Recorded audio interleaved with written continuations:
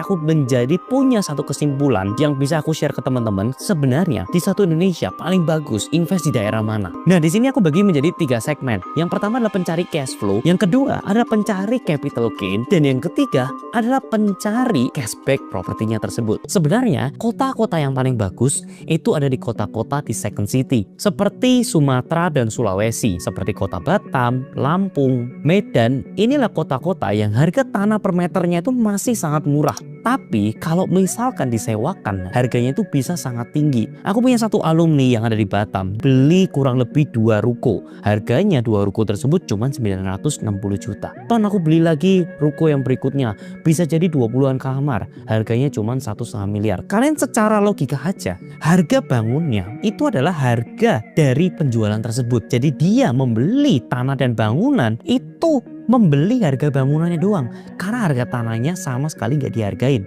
Apakah masuk? Masuk banget. Makanya aku ngelihat sebenarnya second city itu adalah kota-kota yang paling potensial. Aku juga ngelihat di daerah Manado, daerah Makassar, semua secara cash flow-nya mereka itu akan dapatkan ROI terbesar dibandingkan dengan kota-kota lainnya. Apalagi kalau mereka itu membeli dari market distress atau market-market yang undervalue. Mereka jual dengan harga yang murah sekali, mereka beli dan mereka melakukan renovasi, mereka bisa jual dengan angka yang sangat tinggi.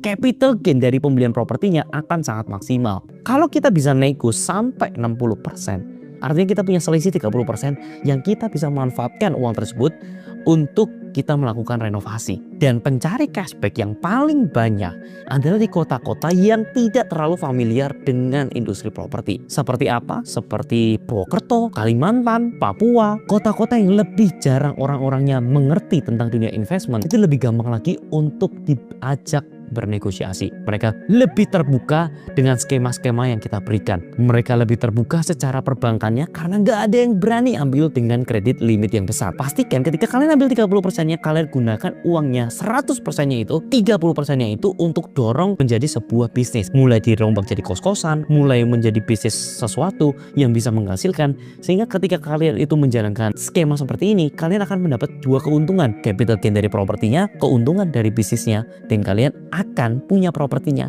tanpa menggunakan modalnya kalian sama sekali. Dan inilah 3 potensi terbaik di satu Indonesia playbook.